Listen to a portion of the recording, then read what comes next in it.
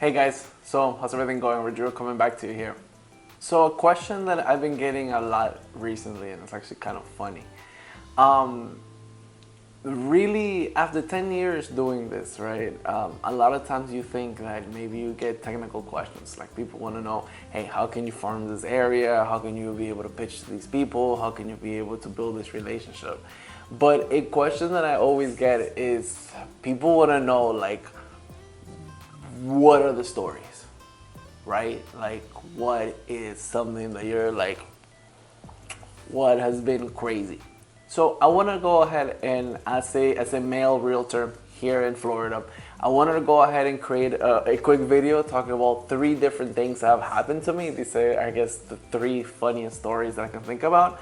Now, I say as a male realtor because people can have different crazy stories, right? And depending on unfortunately, your gender, your stories can be crazy in different ways, right? And they can maybe be crazy funny, like some of mine are, but some can maybe be crazy dangerous, right? So I didn't want to make this video a little bit, grim, but there are definitely some realities of colleagues that I've worked with, people that I've come into contact with in the past that have gone through some scary circumstances, because this is kind of a crazy industry when you're out just kind of pitching at people and creating business out on the street, right? An independent contractor. So a couple of funny things or a couple of crazy stories that have happened to me. So we'll start with the top 3.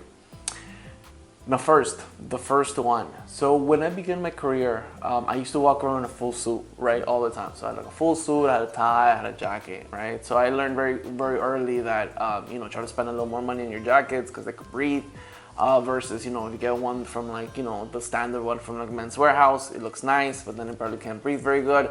So now you're like sweating everywhere and it gets really, really hot. So whatever, I used to walk around in a full suit everywhere. I used to meet my clients.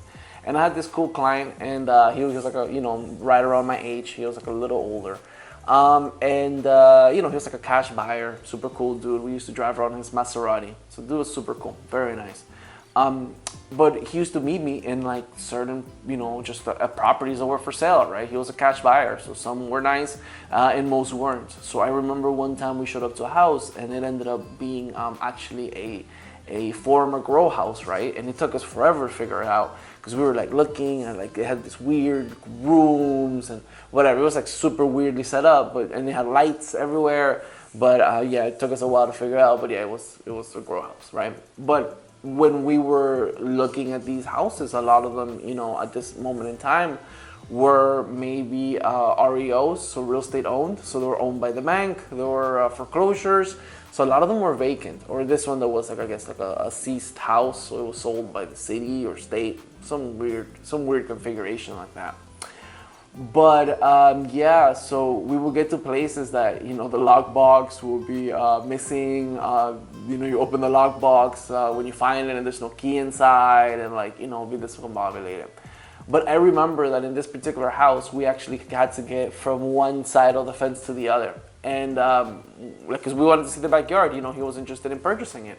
So we had to jump the fence. And in a suit, I remember just jumping the fence a few times, and I just learned very early to be comfortable when you're showing property, right? Now, this is not the last time that I wore a suit. I still wore it for a number of years later. Now I'm a little bit more comfortable when I walk around. But definitely I learned to have good shoes and to be ready to jump. So if you're a realtor, make sure that your knees have some bounce to them, because you might end up taking a fall here or two. So definitely a funny one. Second one. So same client. I guess there's a recurring theme here, but same client. We ended up buying a house, right? Great house. A couple months later, he bought a house down in Homestead, right? But the market was quickly appreciating. It was appreciating very, very fast. So as quickly as he bought it, it was time to put it up for sale. So, bought it, whatever, rented it out. Now it's time. Now it's back on the market as the market was appreciating, right? So it's like, okay, we gotta sell it. But at this moment, it's between tenancies, so it's like, the tenant's about to move in, but whatever, we're advertising it, so I have to go and take some pictures. He calls me on a weekend.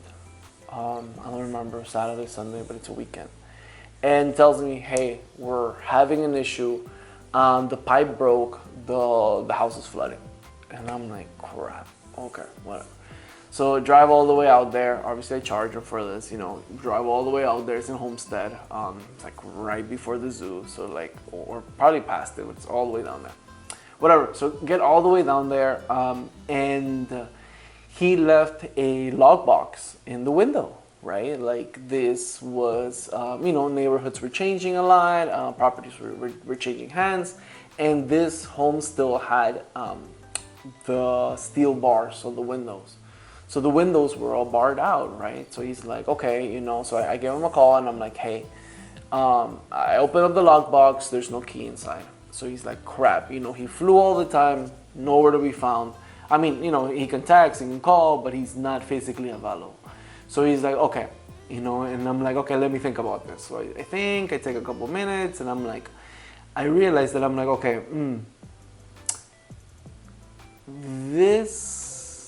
the steel bars have an opening and a closing, right? And they have a lock on them because I guess per law they have to be, they have to open up. So I realized that one of them in the back can open up. Actually, it's a weird story, but what actually happened was that I went through every window and I tried to open it, and I found one window in the back left corner that they had left the window unlocked. So I was able to push it up and the window opened.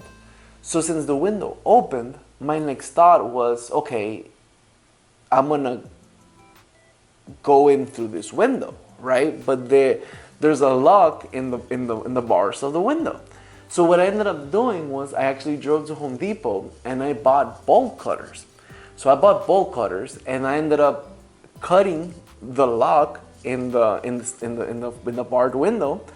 I cut the lock, opened up the door, raised the window, and then I had to jump inside of my own listing.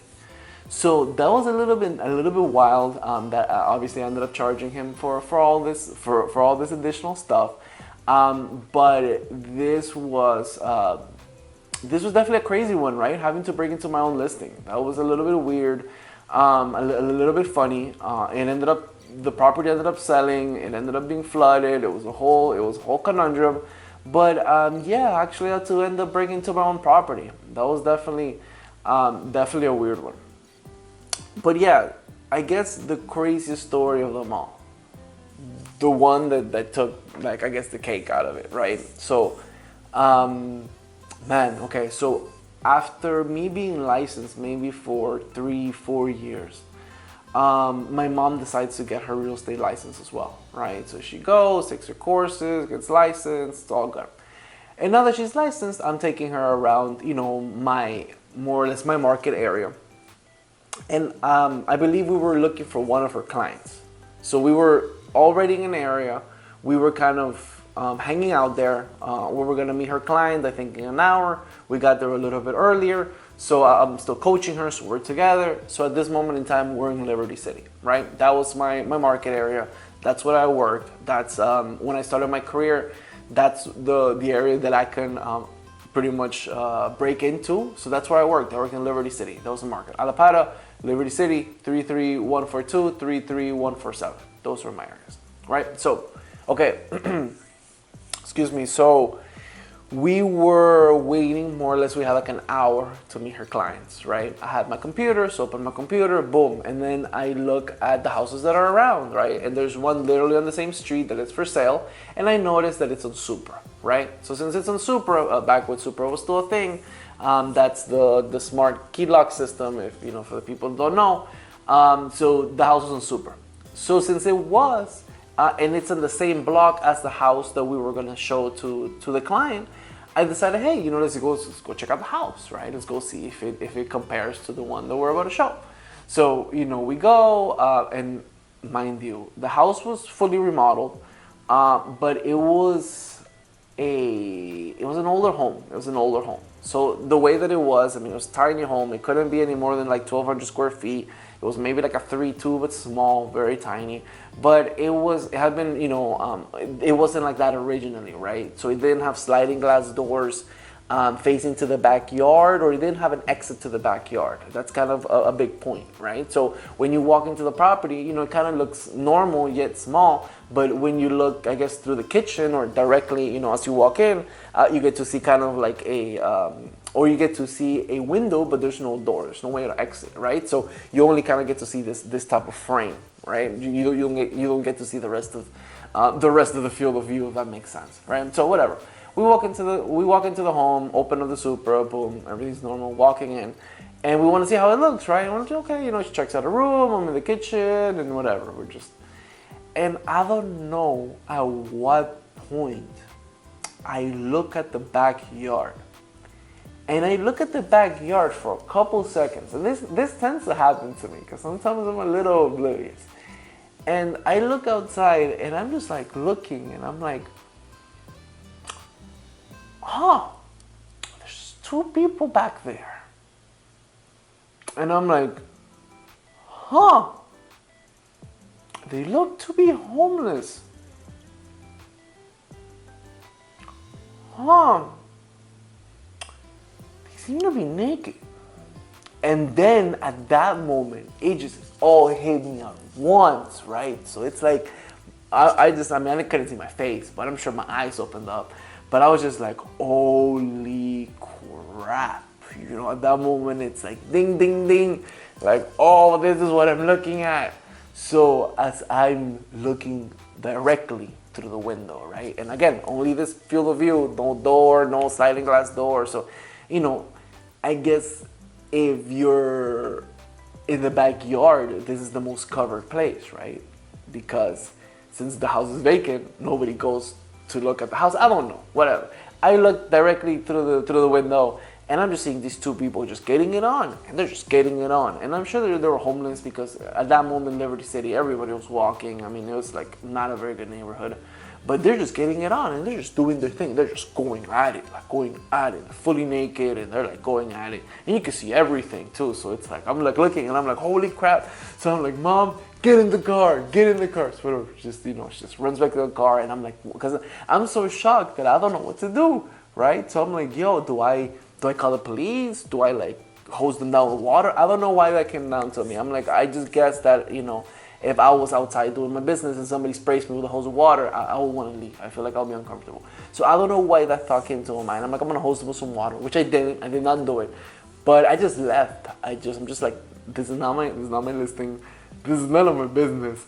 So I'm just going to get out of here so fast. So that's what I did. I just turned around, locked it, put the thing in the Supra, went back in my car, and we left. And then boom, met our client, ended up selling the home. It went very well. But yes, that's definitely one of the craziest things that have happened to me. I'm sure if I sit down and I try to remember, I can come up with a few more cookies. But that definitely was one to highlight, right? Very, very odd, very weird, and yeah, I mean, at that moment in time, Liberty City was rough. It still is probably a little bit rough. Has areas that are rough for sure. But you run into little kooky things and weird things as you're here in the real estate market, right? And that's the first time that I walked into people, actively like doing it, like as I am looking, like they are.